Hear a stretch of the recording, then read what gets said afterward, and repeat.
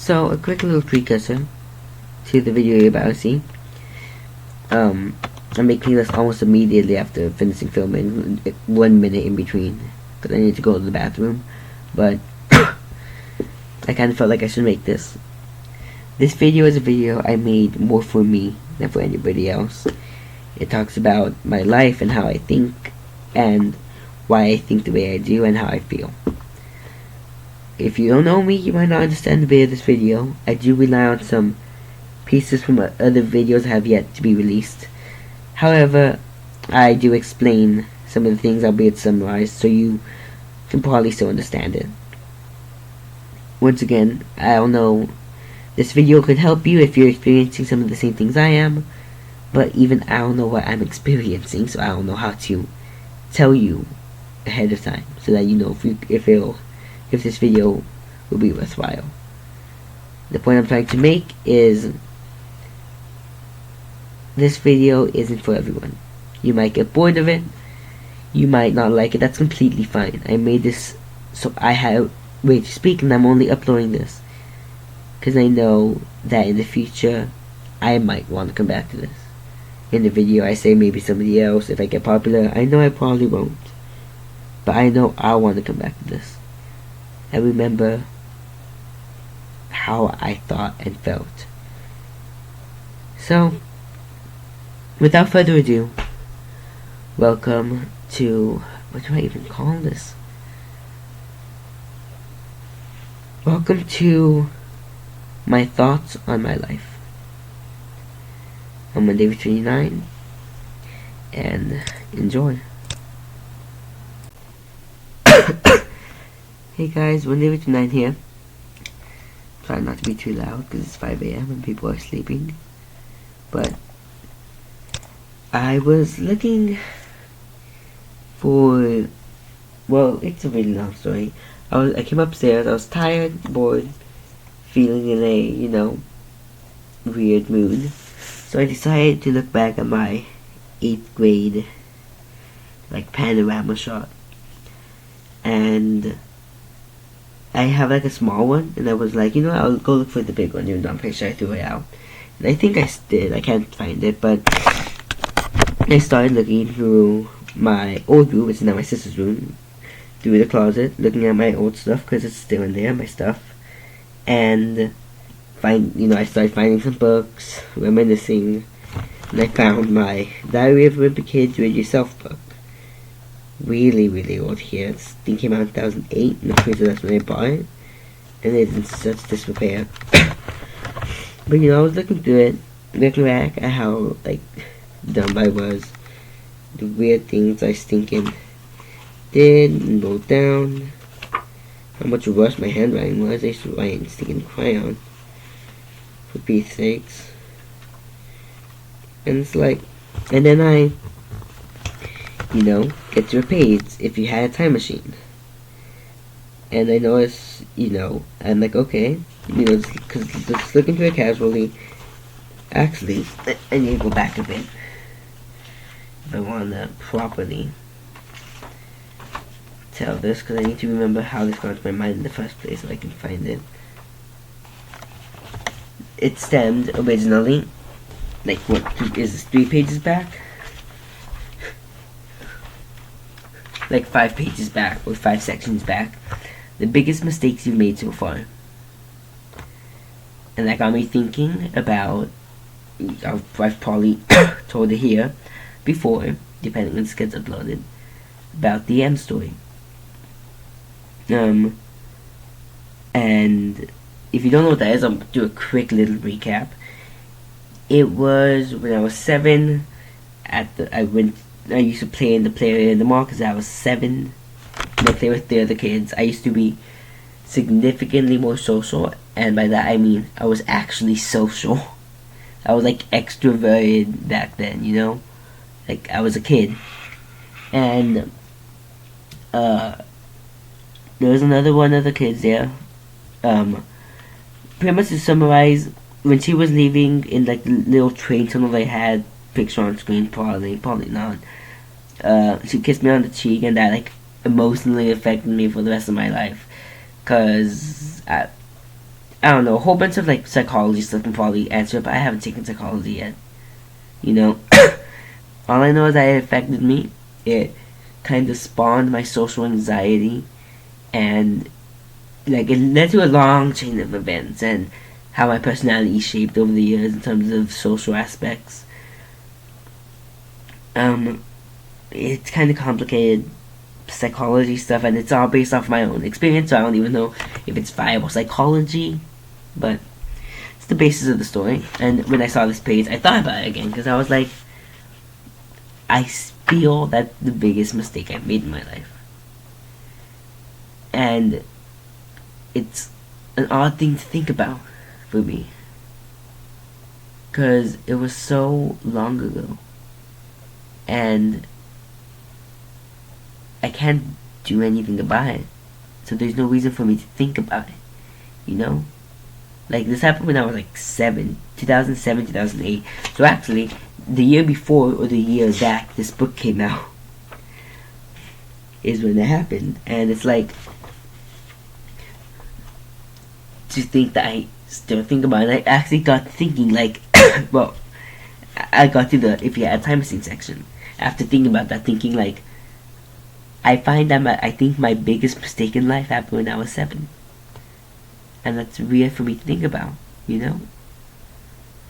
It's like, it has a certain feel of melodrama to it, but I personally believe if I didn't do that, my life would be drastically different. Because there are some things that, well, albeit may have been caused by other psychological factors, I still feel that was the event. And that's why it stands out so much in my mind. You know, I've actually been specific things that, albeit I did add some melodrama to it, because I was in my melodrama age when I realized some of this. But that I am like, I feel definitely was influenced by that. Certain aspects of my personality now, and how they've shaped, and I can like tie them together. So either it's an extremely odd coincidence that my personality is shaped in this specific way, or it was caused by this. Now, of course, this was more of a catalyst and not the only factor, but still, I feel like this was a large event. And so I get to the If You Had a Time Machine page, and there was only one question I answered, so that's the first one my eyes draw to clearly. And it says, if you could go back and tell your past self one thing, what would it be? Now, of course, I decided to read my response, and then apparently, never sleep late on a school night. Back then, that was my biggest worry. I was like, oh no, sleeping late on school nights, that's killing me. Yeah, stinking. Trust me, nowadays I'll be like, up till 1 a.m., wake up at 4:30, come on, let's get to school. Sleeping late ain't an issue anymore. But, that was my biggest worry. And now, I think back on it, and I'm like, if I could go back, I would tell myself to just, for one thing, not be scared of my emotions, because I know that's what I was. I know I put all these excuses ahead of myself for why I kind of panicked. I like, oh yeah, I was embarrassed, like singing how my mom made fun of it, even though it was like playful. Like, I put all that in front of it, but I know, even today, I'm just afraid of my emotions. It's something that's always been with me. I've always been afraid of feeling, of how I feel. Because I'm afraid to feel. I'm afraid of what emotions can lead to, what they can cause, of what they do to people, of what they do to me. That's why I locked them away. I put excuses ahead of it. Like, and there are legitimate reasons. Some of these excuses have become legitimate reasons, such as me not wanting a relationship because I have plans, I have goals that I want to do to improve the world, even though they're gonna do it in small ways. And you know, some of these are circumstantial. One of these things that I'll probably, I might cut it out, I might just not, because to be fair, it's an idea that would help the world, and I don't need to be the one to accomplish it. It's, in my personal opinion, and I'm pretty sure there are some, like, I think they're called futurists. I'm not sure. People who study like history and predict how the future is tending in terms of technology, who predict that quote unquote perfect AI, or AI with the ability to think and feel. So AI with sentience should come into the world in around 2040, 2050. And personally, I think, well, I know, if this AI is created, a good portion of the world won't be accepting of it. Because that's just how we are. We are prejudiced, we're biased. We fear what we don't know, or what's new, or what's different. You can see this layered throughout history in forms of racism, discrimination. You can even see this in thinking.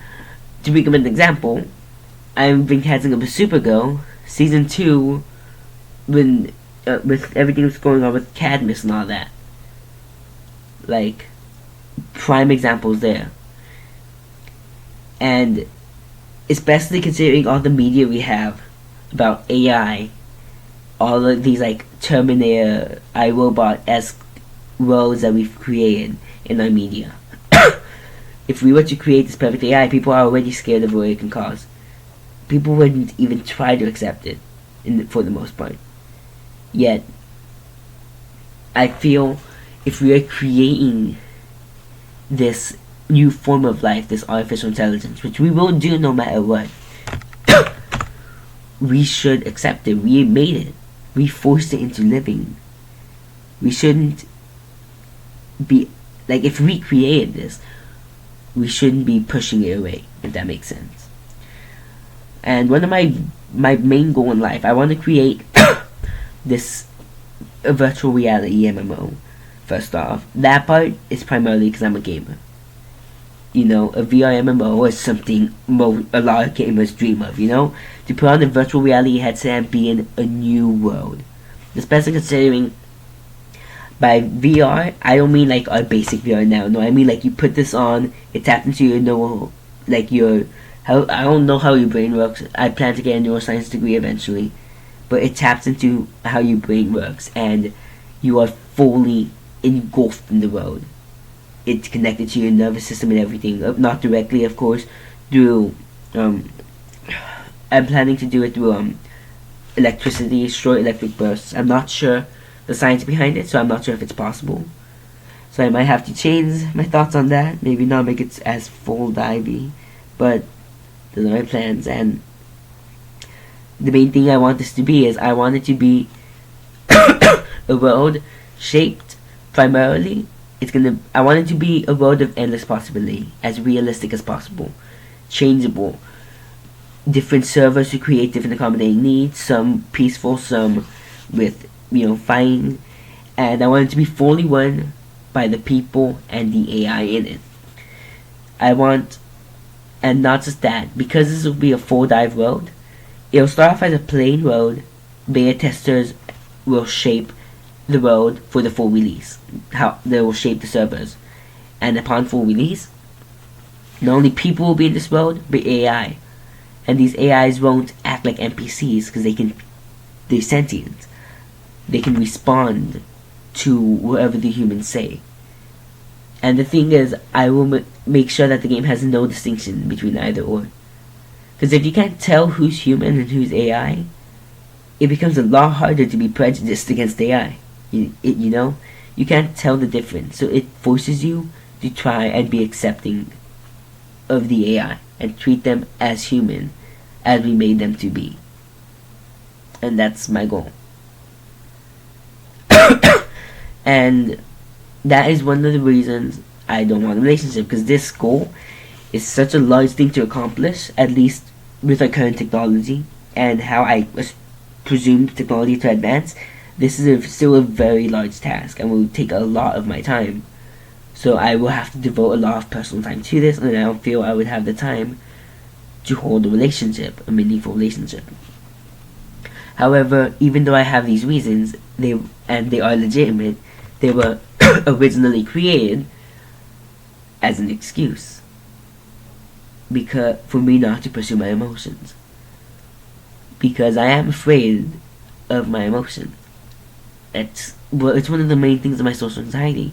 I'm afraid of how people react to what I think and what I say.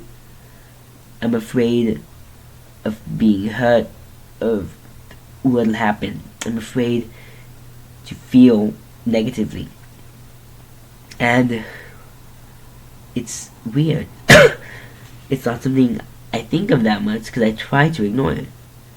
But, and as a matter of fact, this is the first time I've said I am afraid of my emotions. I'm afraid of all of this. And that's the actual reason why when the Emma incident happened, I ran. And if I could go back to to go back to the topic of this, if I could go back and tell my past self one thing, I would tell myself, well, I would tell myself technically more than one thing, but the way I would lay it out would be first, not to be afraid. Because fear is one of the main things that can lead your life down the negative road. If you spend all your time afraid, you can't accomplish anything. And as a matter of fact, I don't know if this trick works.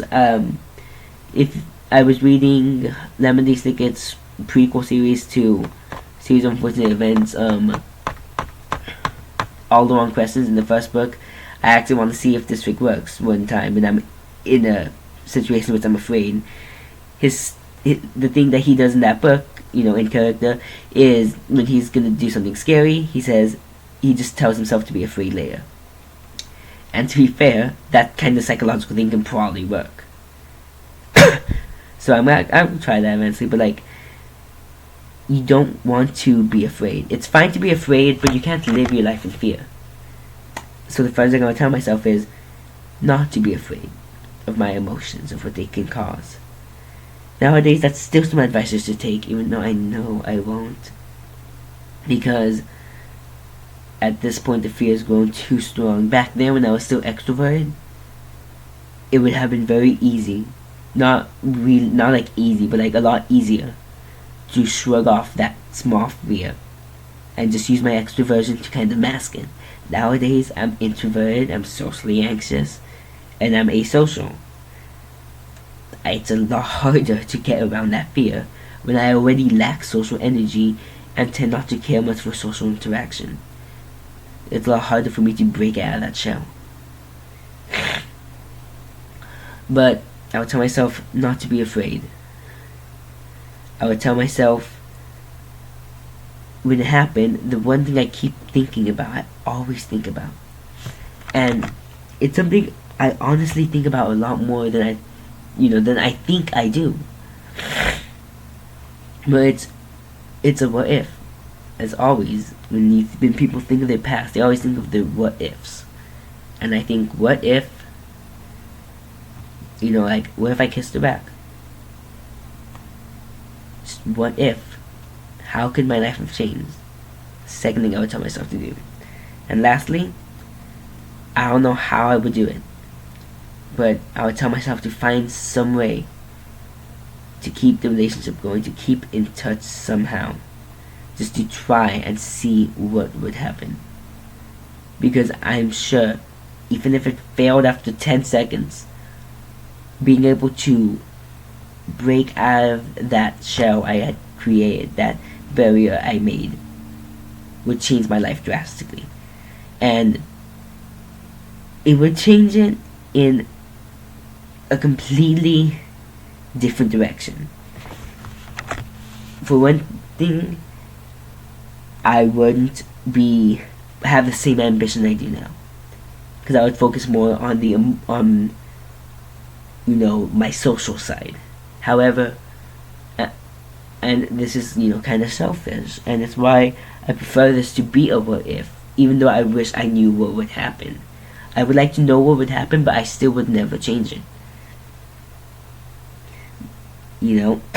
If I had this time machine, I would hope with all my life that if I go back and change this, and I would be able to see where it leads, but come back to my world with the knowledge of what would have happened. Because I want to create what I want to create. That's the person I've molded into. A person who likes helping others. It's what I like to do. Even though I have my selfish moments, clearly, helping others is what makes me happy, you know? That's why I'm thinking tutoring my friend who's really bad at math. Even though it frustrates me a lot, it's because I like to help people. And I feel if I had made that different choice, gone down my other path in life, well, I would be less inclined to help people because I would be more focused on myself. And while I would probably have a happier life, I don't think I would be as fulfilled. I don't think I would have the same drive to help others, to be the best person I can be. Even though my life, in my personal opinion, is less happy, I feel less motivated to do my schoolwork. I feel less happy in general. I don't really feel happiness. I don't feel sad either, but I don't feel happiness, really. As a matter of fact, I only, oddly enough to admit, I only really feel happy if I'm like talking to one of my crushes. If I have a crush on someone and I talk to them, then I feel happy. Because that's still that emotional side. That's the part I buried. That's the part that still survives of my emotions. The thing that can still make me happy. The feeling I keep pressuring down. Because I keep holding it down, it still keeps it as a new emotion that hasn't been affected by all of the emotional turmoil inside me. For years I've been suppressing my emotions, and they've been getting confused and changed and just messed up in general. And because of that, I don't really feel happy. I also don't really feel sad. I don't really feel anything.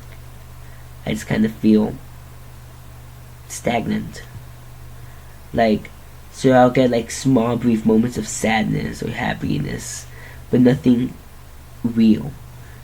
Like, the closest times I ever get to crying, the only times I cry in real life are due to frustration or anger.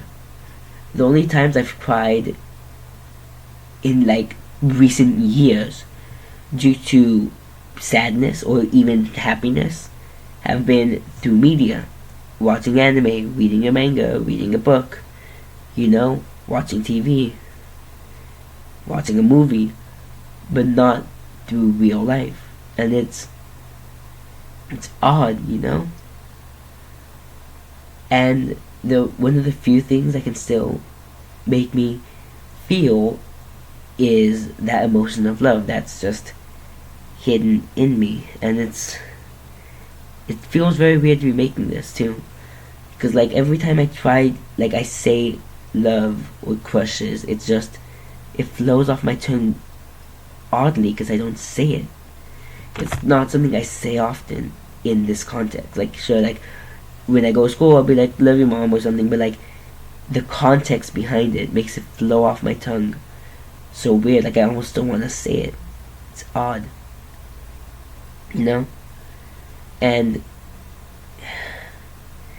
that's the thing. That's the only thing that really makes me feel it nowadays. Other than that, I don't feel that often. Like, I'll live life and people can't really tell anything's wrong, cause I'm gone good at that. I've kind of shown myself to be so introverted, and my emotions so hidden. People just tend to take that at face value as I'm fine. And most of the time I am. Not internally, but I don't even notice that I'm not fine. And the only times I actually notice are when I notice my emotions coming out. Like now, for example, thinking about this, I feel my emotions coming out. And that's when I realize all of this stuff. Like, if I think about it, the only times I feel genuine happiness or sadness or worry are in cases of love. Now, albeit sometimes I'll feel worried, like in terms of family, like oh, my sister isn't supposed to have practice today and she hasn't gone to the library. It's been an hour. Like, does she actually have practice? Let me check. But that's just, that's family. That's, you worry about family. But, like, in terms of, like, I don't really worry about much else. Like, if I think the last times I felt genuinely happy have been talking to people I like. Even like a few words will make me feel happy. For example, I talked about it in the test video that won't be uploaded for a bit. In one of my questions from school, Kimberly. Cool, like, I think a week or two ago, asked me for a piece of paper. I gave her one. I felt happy. Small things like that, just talking, is what makes me happy. The person I knew on Brainly, Ashley. Technically, her name's Hannah, middle name Ashley, I think. But the reason I call her Ashley in my head and when I speak is because I remember during one of the first times we talked, she said she preferred that name, but people still called her Ashley because, people are going used to it. Or people still called her Hannah, rather, sorry, in my head. But when I talked to her on Brainly, I felt very happy, and, same thing to lead into worry or sadness. It's like, recently, two things. First, this week,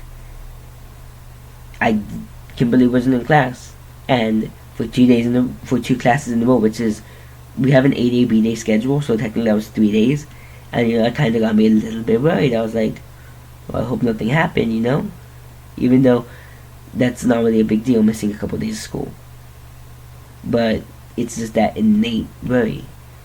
Same thing with Ashley. I think I might have talked about this, I'm not sure. She disappeared off Brainly, like her account was gone, and instantly I was like, wait, what? That's kind of worrying, and like started getting worried. My brain started like jumping to conclusions. Like, it went from being like, okay, maybe it's delete her account, to thinking going missing and suicide. That's how my brain jumped. Now eventually I did figure out what happened. Her account got deleted. She has a new one.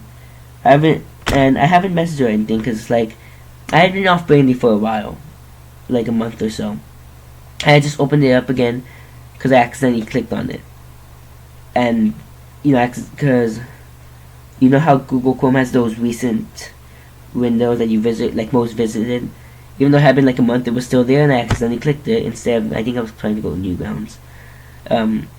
And that's what sparked it in me. And one night I spent like an hour or two just going through different people, because I needed to know that everything was fine.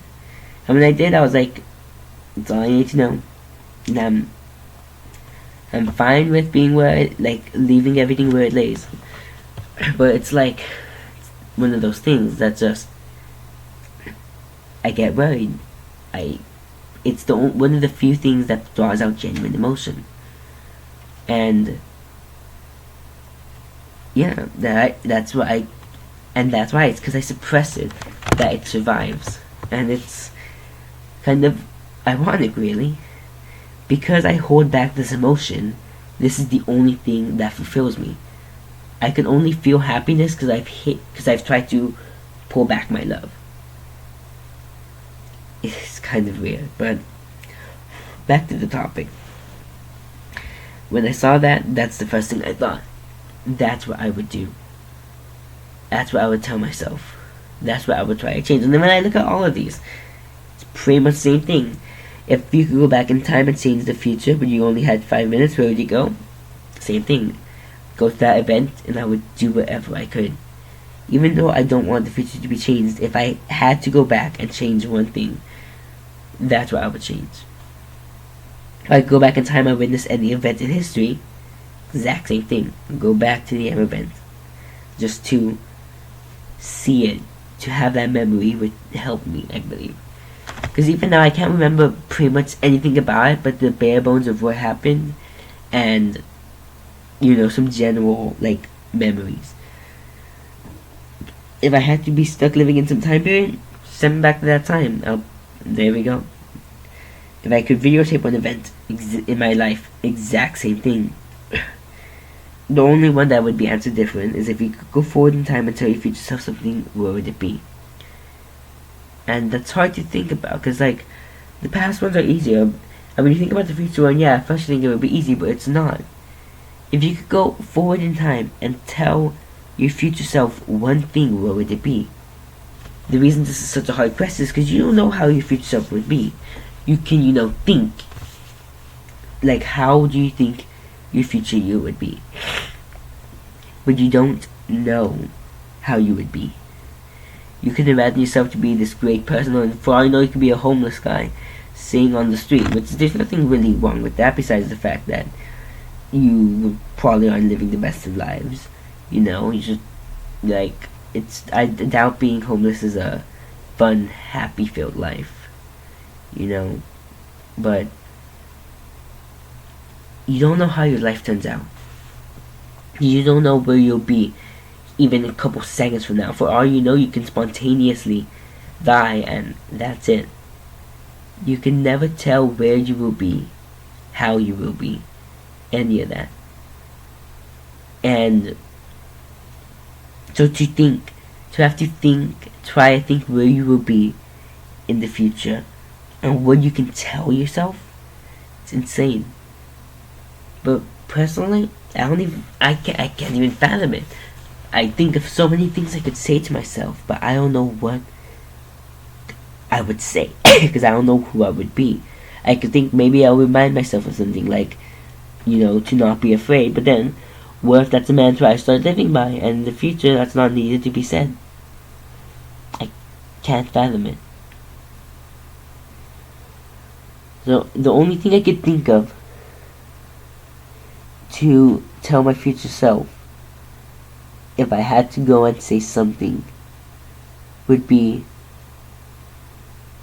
always remember everything that you've lived. Always remember your past. Because I feel like remembering your past is what keeps you.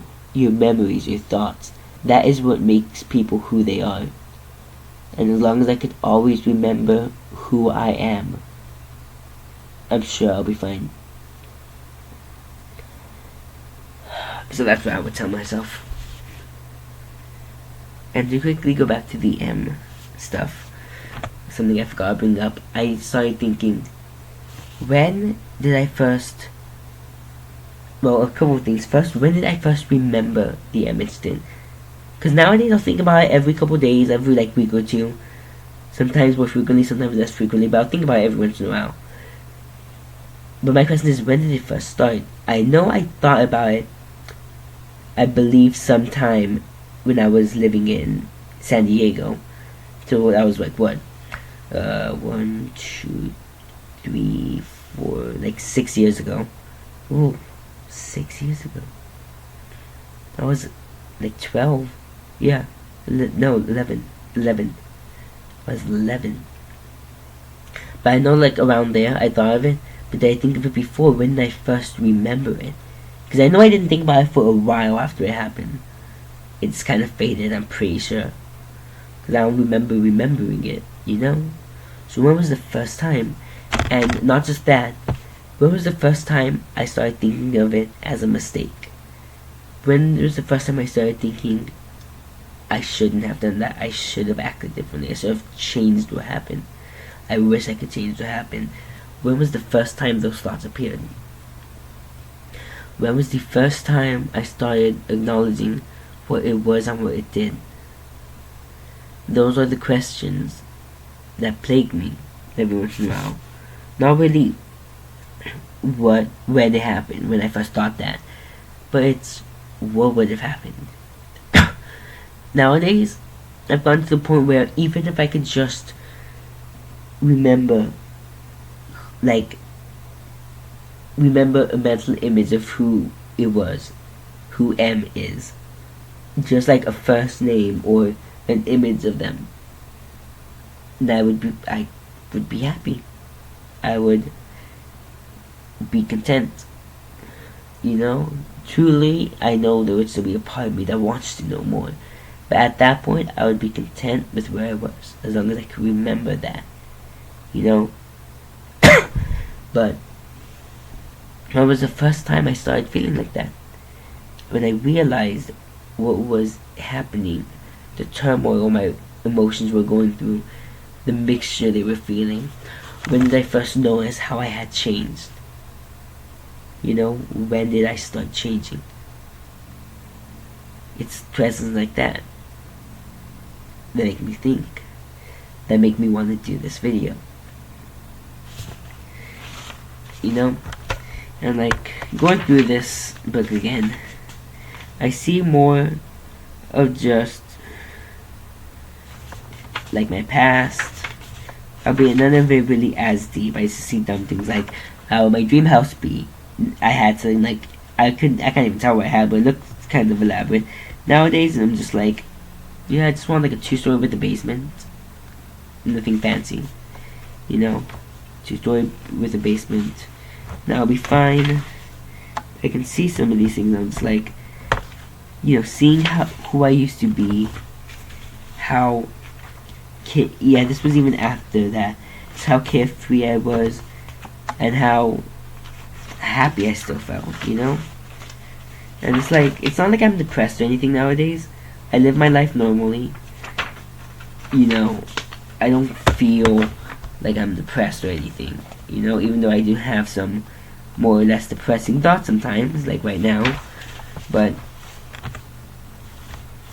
I'm just not really happy. I'm not depressed, but I'm not happy. I don't feel that happiness. And like, looking now, I found a diary, apparently. At the end, apparently, after a series of colored comics, they have create your own cover. So of course, I made cross out diary, apparently put journal with triple exclamation points, and then after the other, I put smart kid. Yeah. April 22nd, 2009, 6:58. I'm going to church with my journal. Apparently I do it myself. 7:06, things moving as if a lot of wind, but G not even out of wind? What? Then I do a flag. 7:13. I just remembered it's Earth Day, and there's a new movie out called Earth. It is real life movie. It's a real life movie. I was about to say, if I actually say it is real life movie at 9 years old, I was gonna go back and punch myself. They recorded it, and the only editing they did was talking out scenes, so narration, or taking out scenes.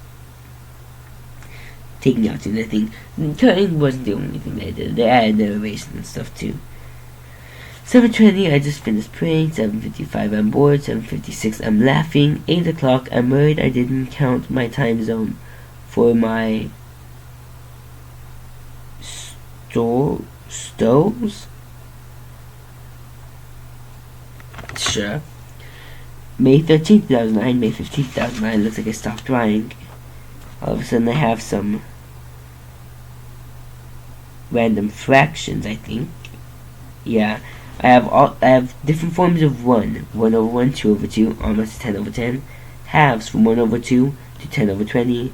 And I do that with 2, like 2 over 2, 4 over 4, through 20 over 20.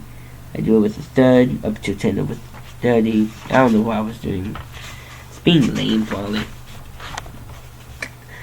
Nope, there are a couple more pages in here. If I just have to kind of, fly past them. Looks like Eva wrote some stuff in here, and I wrote some stuff. I mean, wrote her name and some drawings.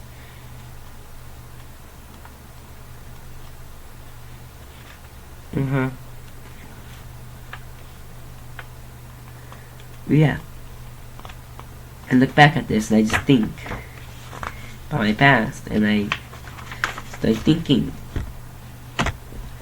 how my life could have been different. Everything I do now, how it's been affected. Everything of my past. And how this was the catalyst. The M event was the catalyst.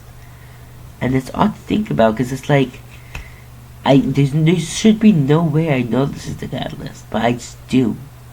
It's like, and even though I might be wrong, I feel it, you know? I think back, I was social. I had fun, I had friends, I had crushes here and there, but still, I was too young. Well, not even that, I was too scared of my emotions to acknowledge them. The M incident happened, and that's when I started noticing the changes. The M incident was still like early in my life. What grade was I in? See, 17, 16, 15, 14, 12, 11, 10, 9, 8. Okay, there's no way that's correct. There's no way I was 7th grade.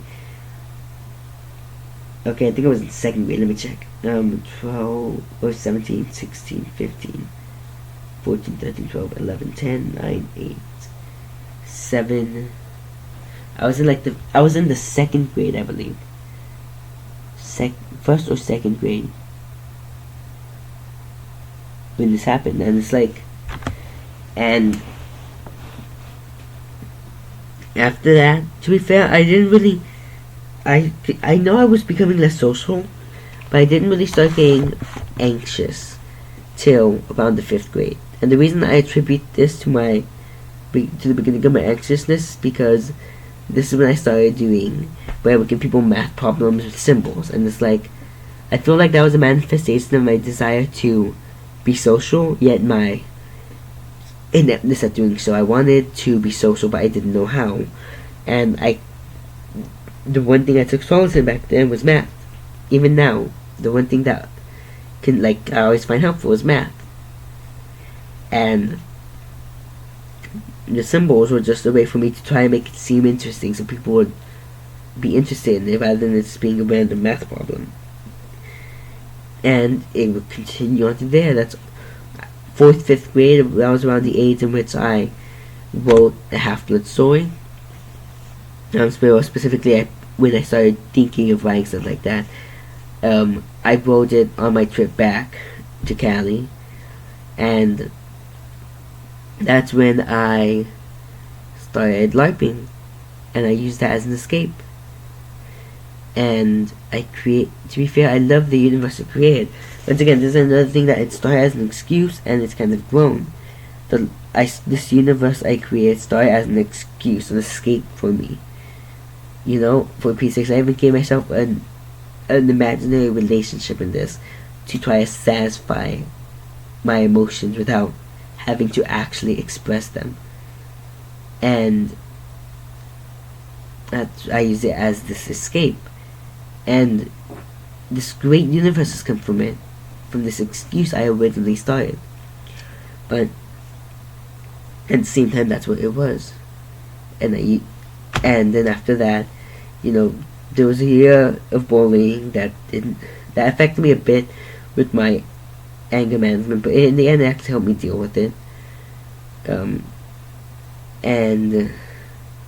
then I moved here to Houston, and I feel like if the M incident was the first major event, the catalyst, the next one is just the next chapter, I guess you could say.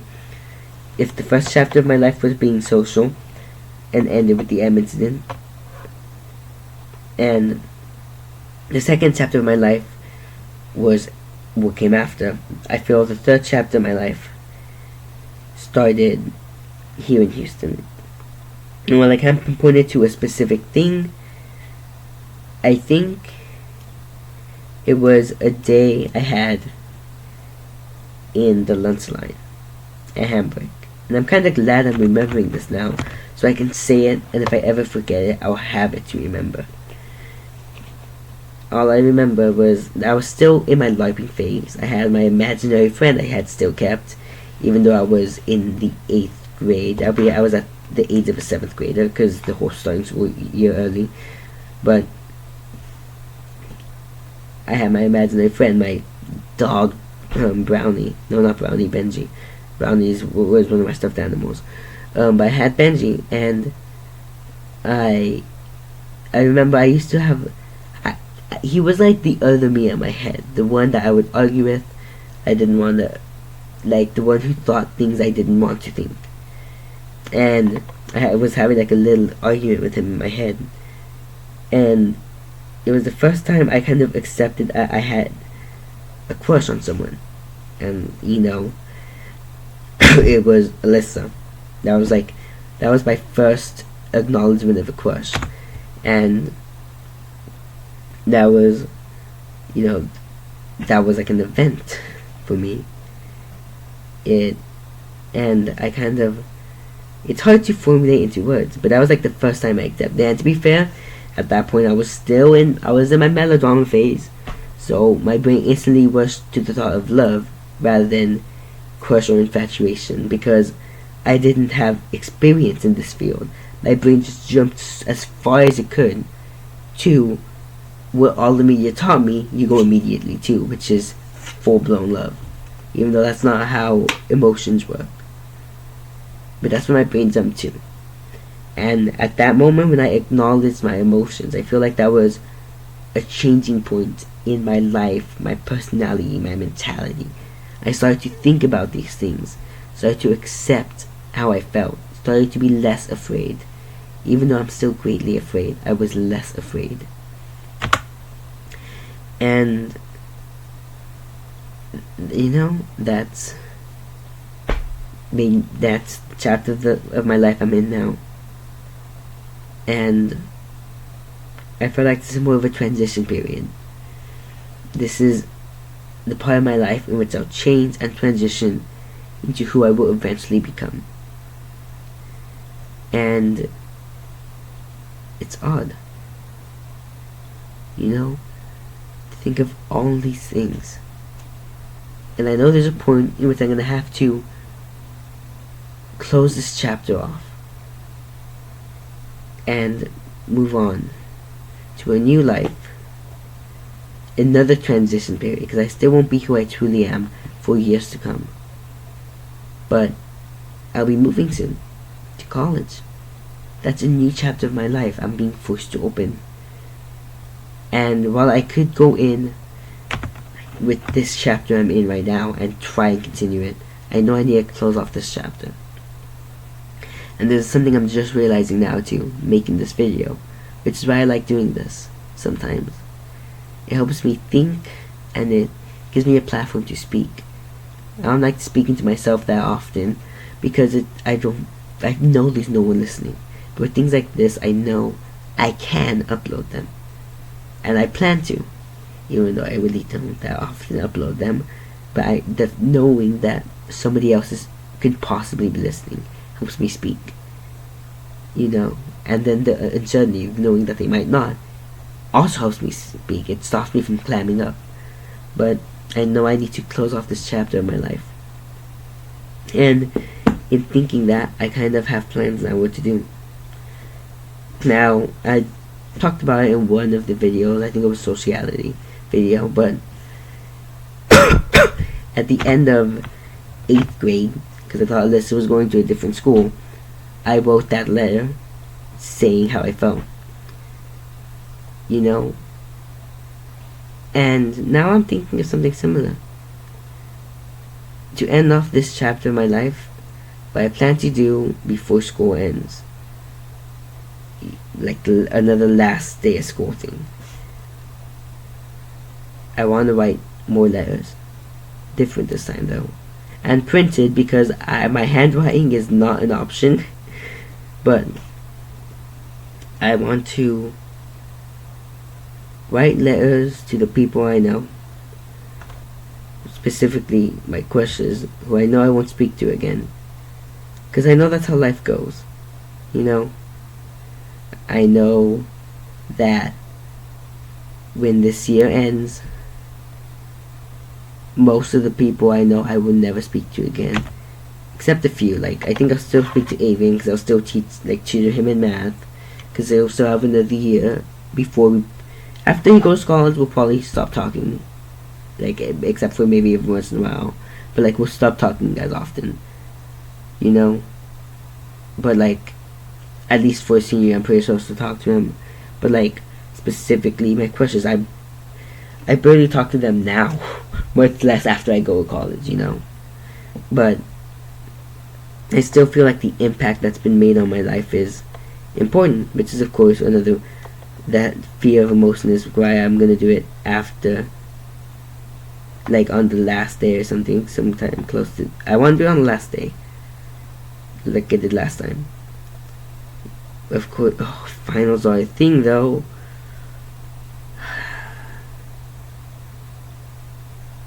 I could do it the day of finals. Oh, but with the list I only see her at lunch. I'll be at both lunches. I'll have to plan that one a bit more precariously. I can't believe I have for a class, so I can do that one on the final. But I want to have a letter just saying thank you, and it'll be very weird. I'm more writing this for myself, but it's the impact that's been made on my lives has been by these people has been positive, because it's been helping be changed as a person in a positive way. It's helped me release more of my emotions. And even actually on Brainly, I wanna, because I don't plan on using Brainly in college. Trust me, the people on Brainly don't even answer my questions on integration.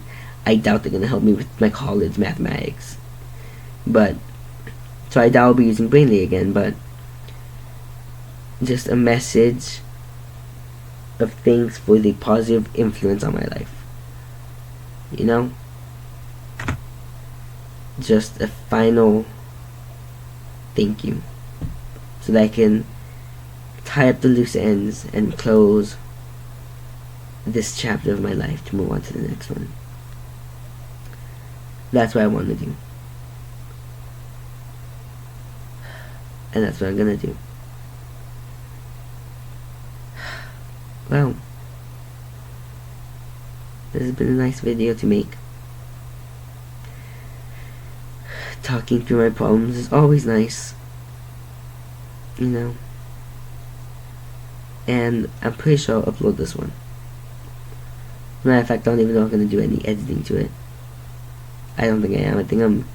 I want to upload this quick.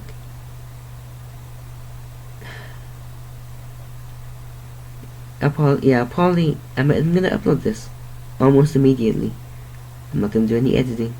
Just gonna upload it, and I don't know if I'll regret this or not, but I'm telling myself not to be afraid of my emotions. So let's do this now. Hope you guys have, I doubt you guys enjoyed, actually. It's just me rambling, but if you stick around, hope you found some enjoyment out of this. This is more for me, but I want to upload this just so I have it, you know.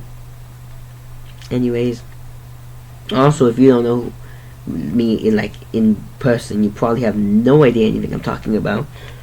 But I feel like this will be good to have, especially if I ever manage to get semi-popular, which I feel like I could probably during summer if I start consistently uploading and stuff. But you know, that way people can actually see stuff like this, know who I was, and how it's different from who I will be.